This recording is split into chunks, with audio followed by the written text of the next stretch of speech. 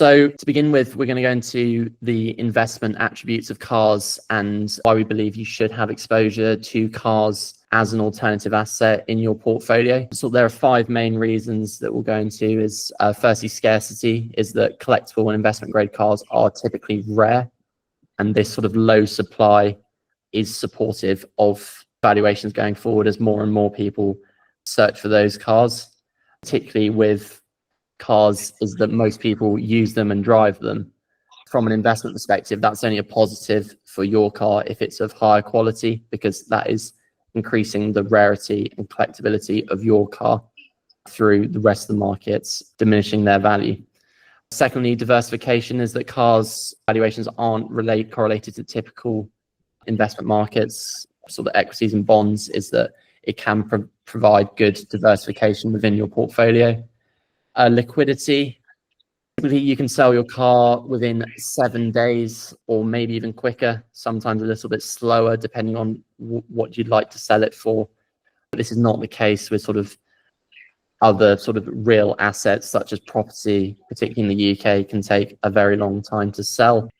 And preservation, so there is a natural drag of valuations of collectible cars in the market from inflationary pressures for new cars, and generally new cars getting more expensive and manufacturers wanting to keep more of the money on the table for them in these very special edition cars, which has a natural drag on the markets for used examples on the market, which is supportive of valuations of investment cars.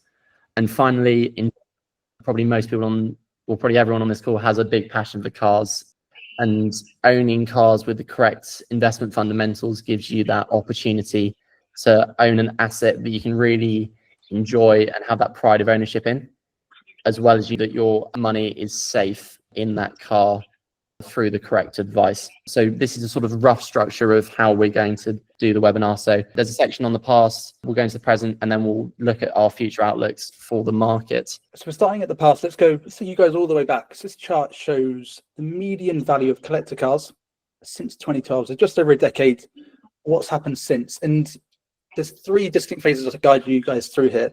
The first one is the sort of mid-2010s boom and then softening again. So you'll hear people talk about it's like boom through to 2015 of when vehicle values really were strong, peaking in 2015, and then we've seen them fall away since. It's bottomed out around 2018, 2019, and as I'm sure almost all of you on this call will have been aware, the value surge that we saw through COVID, those price rises continuing. They peaked sort of late 22, early 23, and the past couple of years have seen that soften again. But we've had this wave of demand go through the collector car market. But if we zoom in on those last few years, and we can see what's happened from a sort of pricing view when we look at COVID specifically. So what's happened? So COVID was this massive accelerator. 2019 average values global, or median value globally, was around 26,000. That climbed and climbed and climbed, peaking in late 22 at just over 33,000. However, since then, both in 2023 and 2024, we've seen the market fall. We're down around 15% from that peak, and that happens across almost all cars that we track. And I'll show you a chart later on around how many cars have fallen in value versus risen in value, but the vast majority have seen value soften in the region of 15% from that peak. What we'll guide you guys through on the next slides and in subsequent sections is understanding why has that happened. What are the reasons behind that fundamentally? And equally, what does that tell us about the future? When we look forward, what signals are we seeing in terms of where the car market will go going forward? So there's sort of 3 main factors we're going to look at now. Firstly, consumer confidence. A big factor is political uncertainty, sort of globally, as well as particularly in the UK and the US. So in last year, in 2024, we had elections.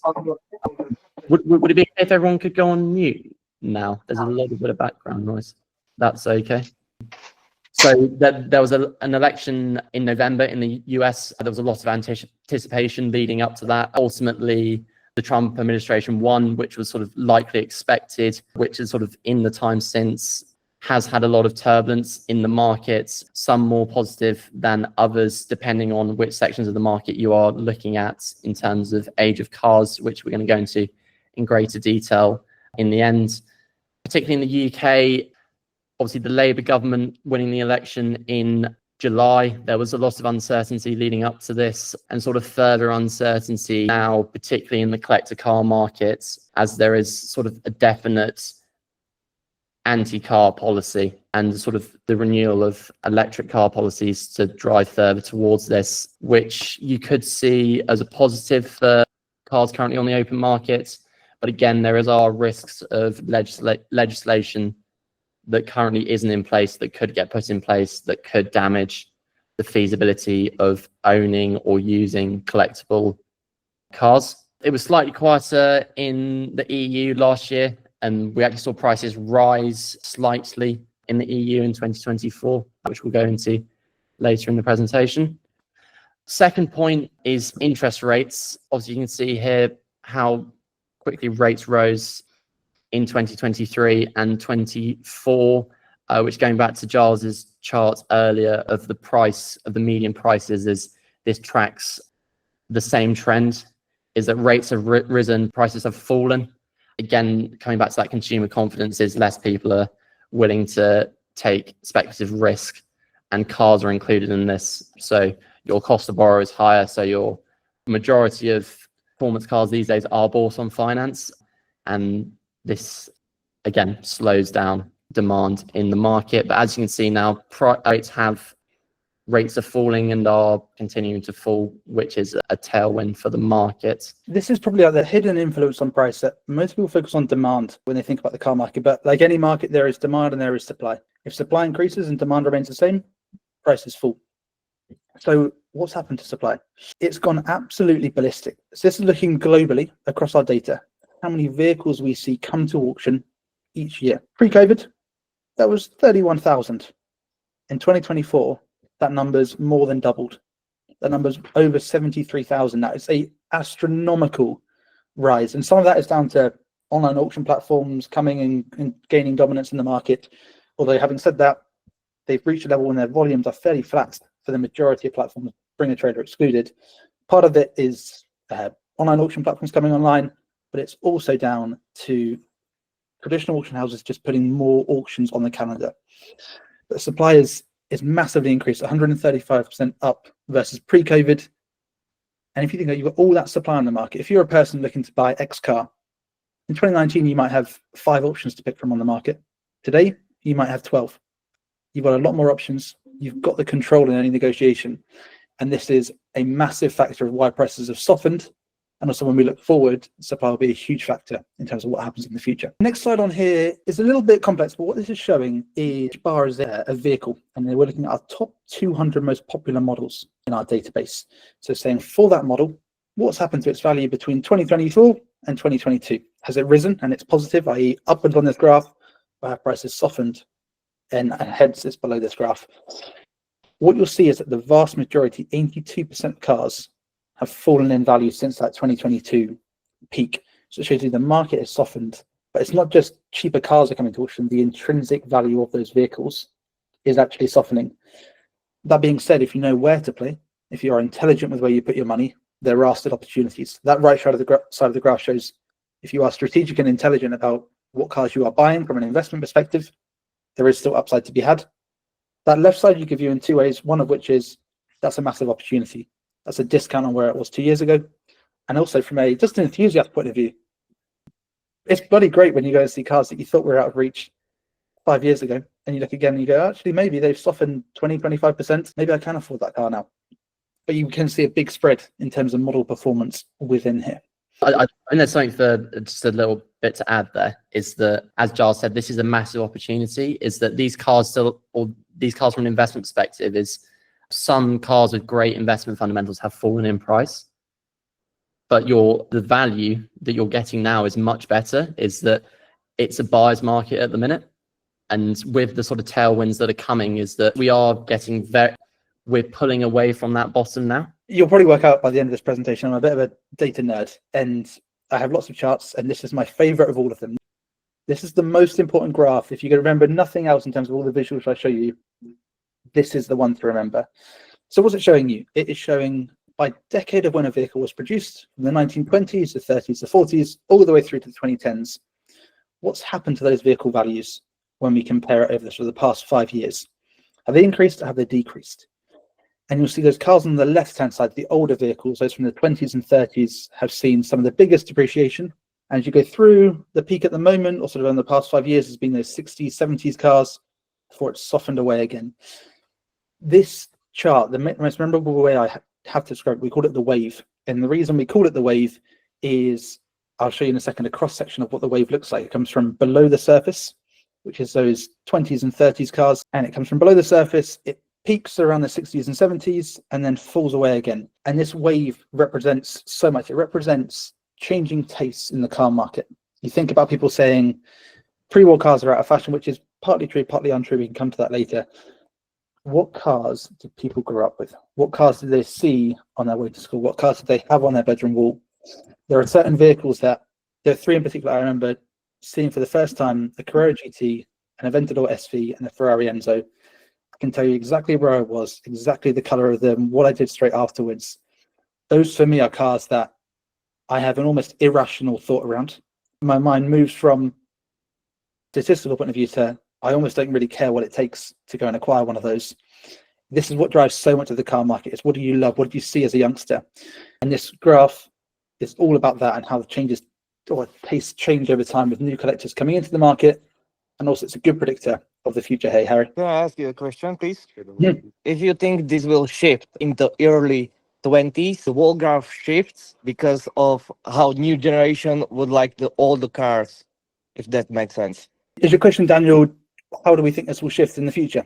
Basically, I think that will shift from the 1980s, 70s to early 2000, because how younger generation would not like the older car, but newer car that are still appreciating. That's exactly right, Daniel. It's, as Giles said, the investment car market is very demographic driven, is that you can very much track that chart ahead in the eras. So where is going to be that next demand in if your long-term outlook of sort of 10 years plus, that is going to be 90s, early 2000s cars, which we're starting to see now with the big appreciation that we're seeing in cars such as Ferrari F50s, Carrera GTs, F40s, a little bit earlier being late 80s. And if you look ahead, that is the era of cars you want to own and be positioned in. And it's likely that the 60s and 70s stuff will soften, which is starting to a little bit already, is that stuff like E-types are getting less desirable. Cars like DB4s are getting less desirable that were really hot about 15 years ago. DB5s are getting softer. Is that we're moving away from that classic era. And what do people want to own who are maybe late 30s, 40s, 50s? They want to own their poster cars from the 90s, 80s. And now we're starting to see the big rise in early 2000s cars, stuff like Ferrari Enzos. And through that is where we'd recommend to position yourself in the market, and what we go into greater detail in our guides of the specific cars you should be owning are cars from these eras. Thank you. No Just worries. can I jump back one, Harry? Sorry for being a pain in the ass. I think some of you might look at the left-hand side of this chart, the 20s and 30s, and think they're only ever going to continue heading down and they're going to get cheaper and they'll go to zero. What we're seeing is that we're seeing those pre-war cars actually start to bottom out. There is a point at which any real car enthusiast looks at some of the iconic pre-war cars, the discounts to what they were 10, 15 years ago, and just goes, I've got already 10 vehicles in my portfolio. I'm going to buy it. That is ostensibly great value. So it's not that those cars, when they're falling out of fashion, are going to grind to zero, but rather they soften and eventually they'll find a floor. Definitely, everything has a fundamental value. It's the same with maybe E-type prices as well. They're probably getting not far off that as well. There comes a point where stuff's too cheap. And this segues us into the next slide quite well. This is a quote from Warren Buffett, arguably one of the greatest investors of all time. The best chance to deploy capital is when things are going down, which is what we've been seeing in going over in the slides above, is that prices are falling and there's now great value in the market. So what are these opportunities for car investors, enthusiasts, yourselves, when you're looking to buy your next car? There's opportunity now to acquire cars at depressed valuations if you have cash ready. From transactions that we've been working on in our sales division, is that cars are only selling for deal prices. The market isn't quite there at the minute that you're putting a car on for full asking and you're expecting that's the price you're expecting, or maybe you get an offer above. If that isn't the case at the minute, particularly in the UK, cars are selling for less than they're advertised for on the open market. As I was talking about earlier, cars with strong investment fundamentals can now be acquired at fair valuations. This is again something that I really believe in, is you want to own cars with correct investment fundamentals that have those proven track records of appreciation, that you can, going back to that demographics point, is it's clear to see where the market's heading, and owning those cars with those fundamentals based off a series of principles is where you want to be positioned. There's now incredible value in the used market, and as new car prices continue to rise, this is only a drag, and this makes these cars on the open market seem even better value. Particularly with new Ferraris these days, you can't really buy a Ferrari with options for less than £250,000. Even the sort of low end stuff like Audi Amalfi, that's the bottom of the Ferrari range, is you'll be looking at 250,000 plus once you've optioned it. Pure Sangue, you'll be looking at sort of 450,000. 12C, you're looking at, some cars are being spec'd at over $500,000. And you can look at other cars available on the market that are very similar. Cars such as an F12, you can get in a decent F12 for 160 grand. Stuff like the Pure Sangue, you can buy a GTC4 Lusso, not a car we deem investment grade, but you can buy one of those that's based on a similar platform for circa 130 grand rather than 450 with a Pure Sangue. And they're very similar cars that give you a very similar experience. And as well, there are tailwinds in the market now with falling rates, which is very attractive for consumer confidence. As I mentioned earlier, that we can see it turning away from these depressed valuations. So we'll now go into the present. So I believe it's your slide, Giles. So reminder of where we are today. Prices are fundamentally overall back at the beginning of COVID levels. We've fallen from that peak, but what we are starting to see is signs of stabilization. One way to assess that is through rate. And on the next slide, the sell-through rate is visualized. If we jump on one, Harry, cool. Yep. And for anyone who doesn't know, the sell-through rate is very simply the amount of cars that come to auction, the percentage of those that actually sell. In other words, they meet their reserve if they had one, and they go on to sell. If they didn't have a reserve, they'd be included in this figure anyway. And this shows the fluctuations in sell-through rate over the past 6 years or so.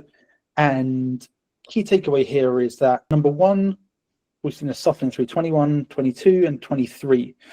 The big question last year was, does sell-through rate just continue to fall? Like, does it just continue to go 65, 63, and fall all the way further south? Last year, we saw that actually not just level, but also increase 1 percentage point. So we're back up a little bit on sell-through rate. This year as well is looking positive around sell-through rate for the first 6 months of the year, which we'll come on to later. But it'll be very easy to look at this trend and go, oh, we were at 78%, now we're at 68%. Simplifying this down, the demand from sell-through rate is only trending down by about 1 percentage point per annum. There is not some big, massive drop-off in demand that we're seeing. And in fact, in recent times, in the last 6 months, we're seeing that tick up. Harry? Amazing. So cars are actually selling, or what are the factors that are causing cars to sell for either strong prices or even just sell? From our sort of first-hand experience and buying cars on behalf of our clients, what they're looking for, the sort of 4 main factors that we think are currently driving sales in the market. Spec sales, a massive chase for spec currently in the market. That this is driven by an exclusivity, fundamentally, is that cars in rare specs, particularly older cars, where customization was less of an option ordering new cars today. It only adds to the rarity of those cars, particularly older PTS Porsches are really hot at the minute. Ferraris in interesting colors. People used to think you were mad for not buying a red Ferrari. Now cars finished in, for example, a contact of ours owns a F that is significant, that is one of 4 in that is significantly more desirable because of that color. The car would be worth less if it was red. It's becoming even more important. Again, adding to that point is that better condition cars of particular older models don't exist. And if you own that, best example is that's what everyone will chase and what supports the valuation chance of sale for your car. So so highlighting the importance of dealer service history, low mileage, paint, well-maintained, looked after cars sell easier and for premiums. Originality outside of the factory diminish the value of your car and makes it more difficult to sell, because there's always a red flag as a buyer when you're looking at that. Why has that been changed? That mean that car's not been looked after. We would never advise against modifying your car, going back to the factory. And presentation is that now, particularly with the sort of more and more cars being sold digitally and online auctions that Giles was speaking about earlier, is that presentation is, or digital presentation of your car is so important, where that be videos, amazing photos.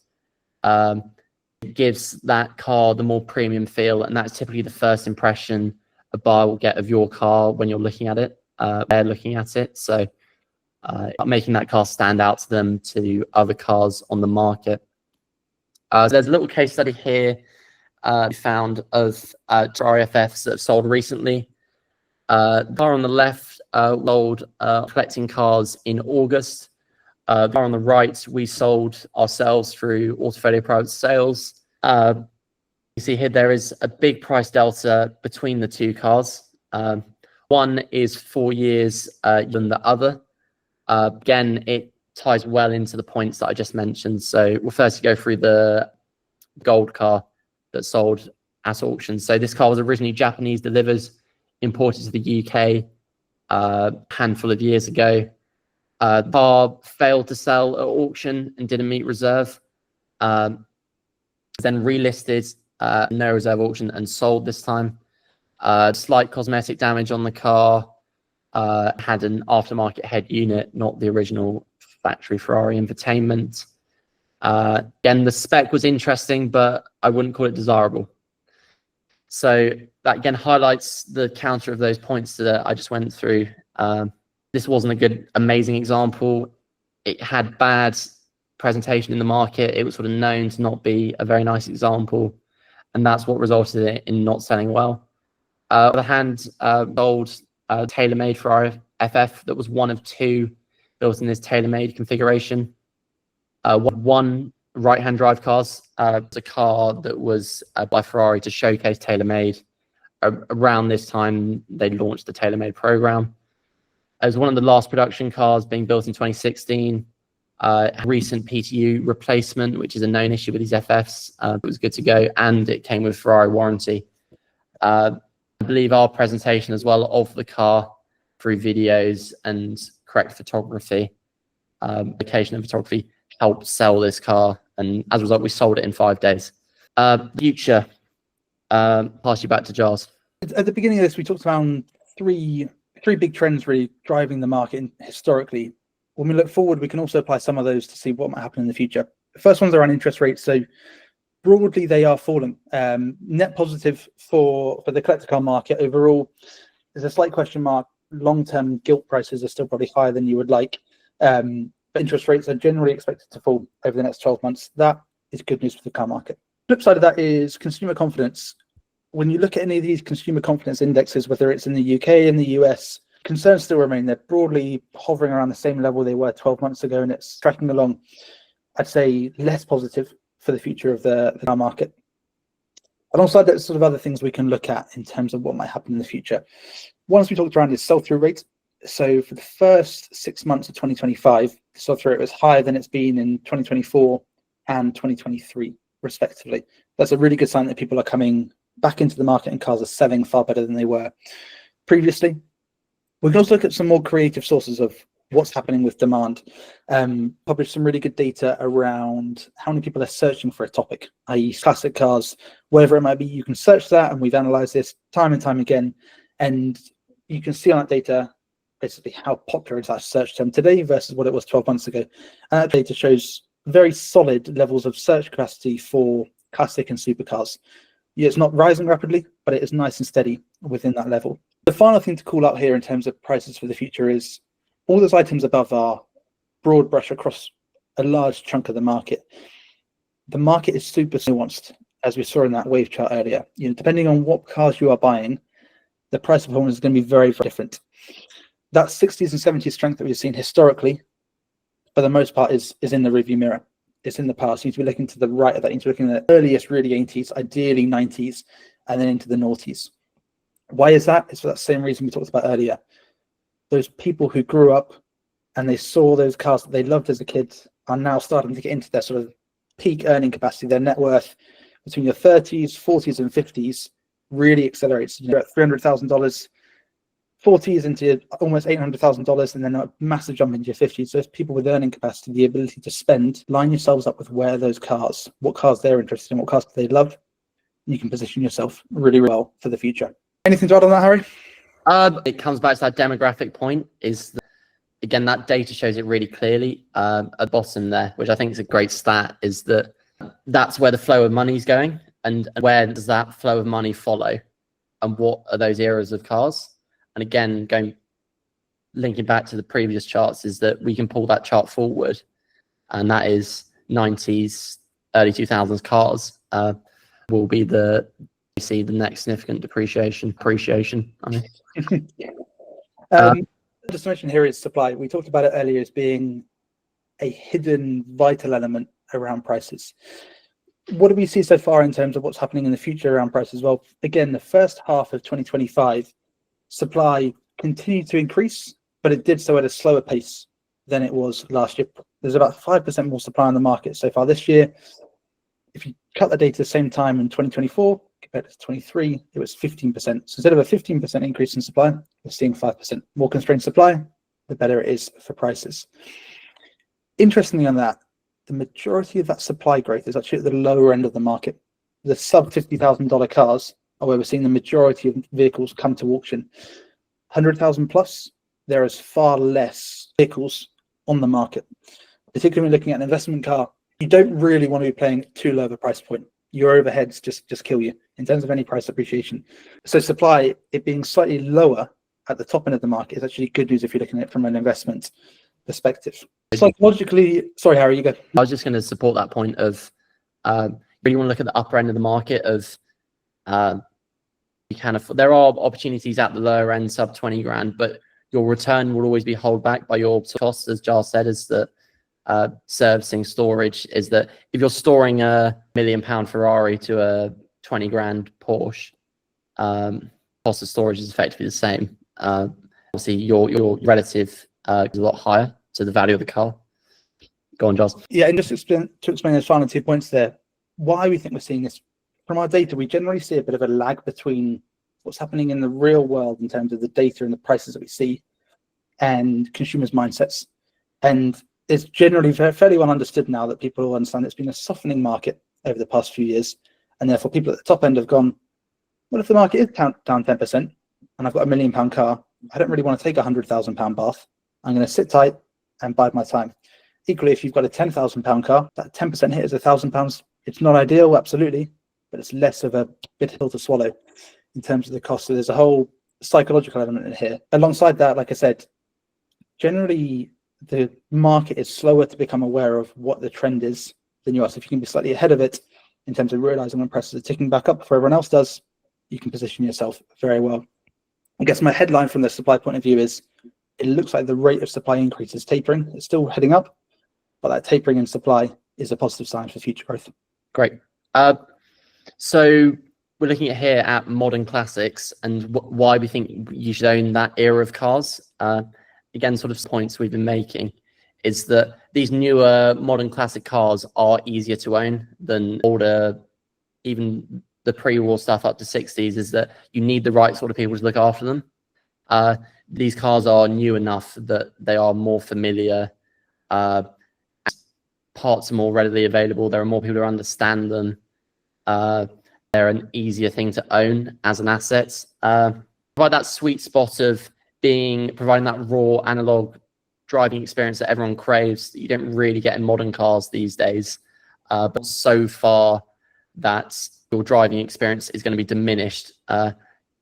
Still at that great cars to drive, own. The sort of 60s and earlier cars don't offer so much. Growing market of buyers, talking about the demographic point, is that That's where the market's heading. More people are in the position to be buying, are going after those eras of cars. Again, as most say, follow the flow. Don't follow the follow. That is where the flow of money is going into those era of cars based off that demographic points data we've looked at previously. How do we actually deem a car investment grade at Autofolio? So this goes into a bit of our investment process of how we select cars.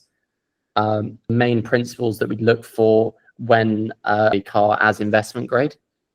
For a car for us to deem investment grade, it must, 4 of these 5 principles is it must be inefficiently priced. Believe the car is incorrectly priced or undervalued by the market. Demand, there must be significant opportunity of growing future demand of buyers for that car. We can see the demographic of buyers growing. Put that hand up there. Is that a question, or should we? Is it okay if we can save it on to the end? End of era cars that are unlikely to be made again. Cars such as Porsche Carrera GT is that it's very unlikely that Porsche are going to make a manual, naturally aspirated V10 Le Mans derived engine again, which adds to its investment case. Brand X brand had success in either road cars or motorsports. The best example for this one is Ferrari. They have arguably the strongest brand out of any automotive manufacturer, and this is what significantly has supported valuations of Ferraris generally.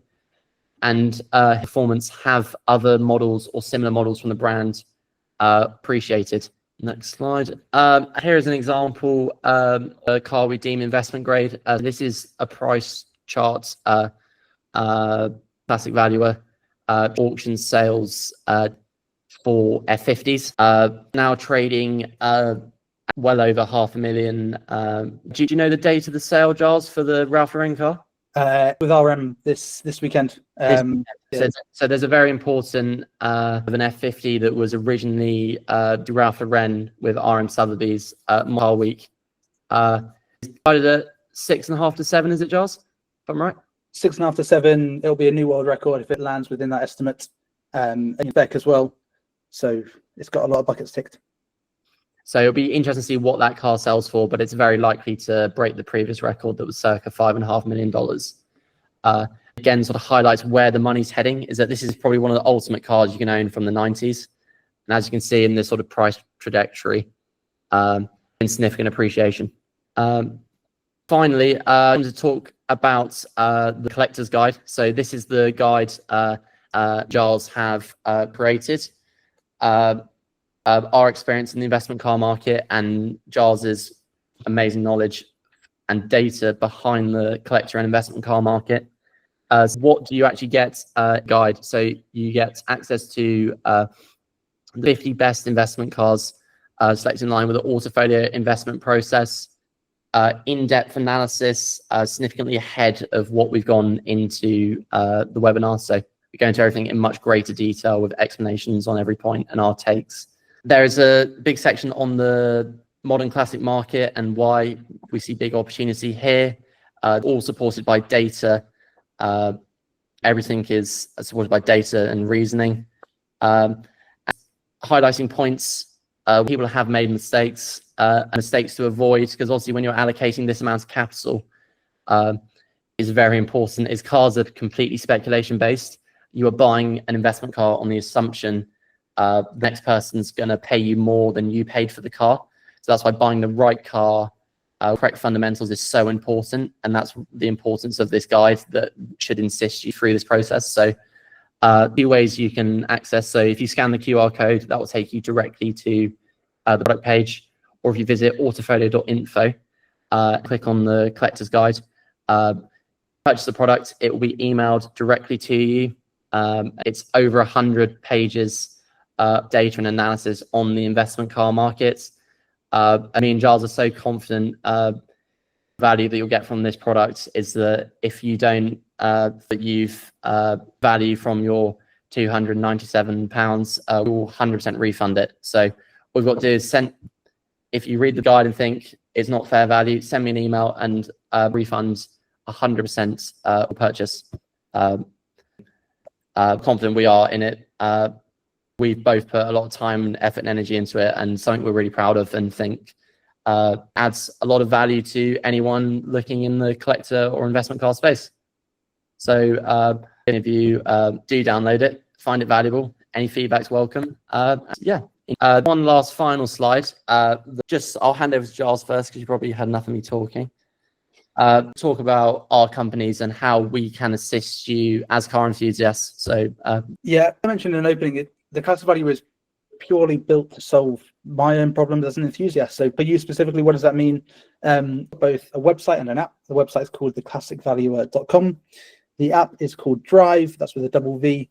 If you go onto either of those, you can do a whole load of things. You can track the market, so you can see almost every single auction around the world all in one place. Very easy to dive into cars that you're particularly interested in. You can also find your next collector car incredibly easily. We've got a whole load of suite of features that allow you to tell us what cars you own, what cars you're interested in. Anytime one of those comes up for sale or one is sold, we'll let you know. We'll track its value. We'll do all of that tracking of the market for you. But equally, if you go, I want to expand my collection a little bit, or are you looking to sell, we've got real verified sold prices on the site. And you can see what is the value of the vehicles or the model that I own, what is that selling for today, based on verified sold prices, not dreamy asking prices. So whether you're looking to just keep on top of all the auctions, make life easier, just save yourself time and money instead of searching all these different websites, come to one. Or when it comes to buying or selling, we can help you through the website, price the car correctly. We also do lots of valuation reports for clients that ranges from MGB Roadsters to, the other day we did a collection for a chap that was 8.5 million in total across 3 different cars. We can do a whole suite of things for you. We offer B2B services for insurers, finance companies. So when you ring up and go and get your XYZ car insured, they may all be using our platform behind the scenes to verify the value of that vehicle. As I said, theclassicvaluer.com, or our app is called Drive, DRIVE, App Store and iOS, anywhere in the world. Amazing. Thank you for that. And yeah, we classic that's when we've got cars as well. I'm always saying Giles' advice on valuations because he's very knowledgeable on that. So if you have got a car that you're interested in an in-depth valuation report, definitely have a look at it. So what are Autofolio and where are we heading? So we've recently launched private sales in March, which is our sales platform. We've sold 10 cars now through the another one, which is really exciting. Sort of client demands that we help manage. We launched sales. So if you have anything collectible or interesting through private, you get full access to the Autofolio network, which is 18,000 people via email, and as well as our social media that we reach around 10 million people plus every month. It's pretty unique for as from a sales perspective relative to other on the market. We also do a lot of car sourcing, leveraging our network for that as well, that you'd have full access to. So if there's a particular car that you're buy, we can help you find it. So for anyone with more bespoke advice beyond what we provide on our website and our content, we work with collectors internationally, providing ongoing advice and build and manage collections. So if that an initial call to discuss sort of options for that and how we can help you, please just drop me an email and then we can arrange a call. We have a finance partnership. Another exciting thing with Autofolio that unfortunately can't announce is just yet, but we will be able to announce it soon. So if you're looking for funding on your cars, maybe particularly a refinance of existing funding that you've got on a car, particularly with rates dropping now, is that if you've had the last few years, now could be a good opportunity to refinance and get yourself in a lower rate or maybe release some equity. So if you would like to discuss that, please drop me an email. And we are planning a lot more long format content to go out on our YouTube channel. So myself and Kit, head of marketing Autofolio, are planning some exciting content with some really exciting cars to sort of further on that. further provide free value to you guys through Autofolio channels. Amazing. So questions. So are there any questions for either myself or Giles? It's probably best if you say your question and whether you'd like me or Giles to answer it, or you'd like both of our opinions. If we could, I think a few would have entered it in the chat. So give me one. Let me just chat. Amazing. There we go. Pierre. So providing advice on cars. Cars are regulated assets. So we don't have regulation for this space because they are. It'd be slightly depending on if we were. There are companies that do fractional ownership of cars that you wouldn't regulation for, but because we provide advice on whole cars, we're acting as a car advisor from an investment perspective. So we don't need any regulation to put that advice to our clients. I used to work for a investment management company prior to launching around 20 months ago. So that is my background. And Giles has got working in the city, but investment advice is not really something that the Classic Valuer does. Someone's got their hand up. If you want to come off mute and answer. Sure. Hello. Guys, first of all, super cool content you guys are doing. Really appreciate you kind of doing all of that on Instagram and loyal follow. So really cool. I am of a B2B used car marketplace active across Europe for wholesale auctions. So we're like a venture-backed company. I also just wrote you on LinkedIn, and we generate a shit ton of data and a lot of kind of specifically on cars. I think it would be really cool if you guys, if we have a John kind of collaborating here, like we not a consumer, but this might be interesting for you, and that could be something maybe we can talk about, because we see a lot across Europe, the whole trade flows and the cars, how it's moving. No, definitely. That would be interested to both girls. So I've just got your LinkedIn message now. So I will that one, and we'll arrange a call for next week, and we can discuss it in greater detail. Cool. Thanks, guys. Great. Are there any further questions? Nikhil, have you got your hand up? Yes, I just wanted to ask you all, how can a part of this professionally? So let's say, what are the steps as their career? So because back in India, we don't have this as a career. This is at a very nascent stage, and this is just started to pick up. Whereas people only saw four-wheelers as a depreciating asset.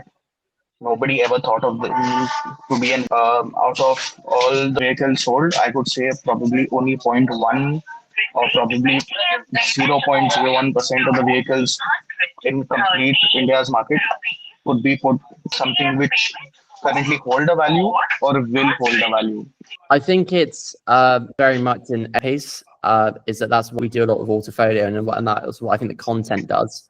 And events like this, that educating people that cars can as assets, but obviously starting a company surrounding it, there's lots to that, or maybe that's why I set up Autofolio, because no one's doing it, and we saw a gap in the market, and that's where we've gone from there. So I think it's very much an education piece to showcase why they can be attractive assets, and I believe we've done that quite well. Yeah, Nikhil, I think look at most of the people who I know that work in the car space. Most of them got there by volunteering. They started working at an auction house, and they would end up pushing cars around behind the scenes on a Saturday afternoon. They would start there. For me, it was I didn't go that route. I had a 9 to 5 in London, PwC, and I had the same problem myself. And I was like, right, I'm going to build something in my 5 to 9 every day, and I'll grow that. Eventually, we've got the opportunity to go full time. So my 2 instant thoughts would be, if there is a network you can even volunteer in the first instance, loads of people get their foot in the door that way. Or equally, use that time after your 9 to 5 if you can to just start something, and you will get supportive people. For instance, like Tom, just then reach out, he'll see what you're doing, and things can snowball very easily. That's amazing. You were saying something? Oh no, I was just reading Kevin's in the chat about the Rolls-Royce and Aston Martin. Obviously, we deemed Dawn an investment car. The Vantage, we'd probably need more details, but again, Aston Martins have always struggled from a valuation perspective. Is that Aston Martin have a very strong brand, but they don't seem quite attract the same collector appeal that Lamborghini, Porsche, and do, where you've seen sort of big appreciation, or models where you have seen big appreciation. They've always struggled. There are some Astons might buck this trend slightly, but again, generally speaking, Aston Martins do struggle. You've seen big depreciation in the sort of collectible modern stuff, but say it's something that's going to depreciate massively, but that there are more attractive things to have your capital in from a pure investment perspective. I know there's probably other reasons for buying those cars as well as other than pure investment, but again, would you agree that sort of Aston's values they don't align with Ferrari of that same era? Yeah, I'd agree with that. Those sort of Series 5 Vantages, Brian, have done really well in the past. You look to mid to early 2000s, those cars were less than half of what they are now. They've done really, really. Do I think they're going to continue further? If I was to put it bluntly, probably not. I think that when we look at price charts, and I can look at it in more detail, particularly the X-Pac variant for you. Do I think that trend will continue? Probably not, but I'll look afterwards, Brian, and send you some charts, and I'll tell you. Excellent, thank you. Amazing. And we talked about the market. We sold a Monaco last year. So we device and selective. We do operate in Europe. So we bought a F430 at auction in Paris this year for a client in Cyprus. So that was one of our retainer clients that we managed collection in from Cyprus. So we do operate Europe. So if there is anything that you are looking for advice on, or maybe to buy, or maybe looking to sell, we can help with that. Yeah, and from we have cars around the world on our platform, so you can go on there and you can filter to whatever country or countries you would like to focus in on. Our primary markets are the US initially, then UK, followed by Europe.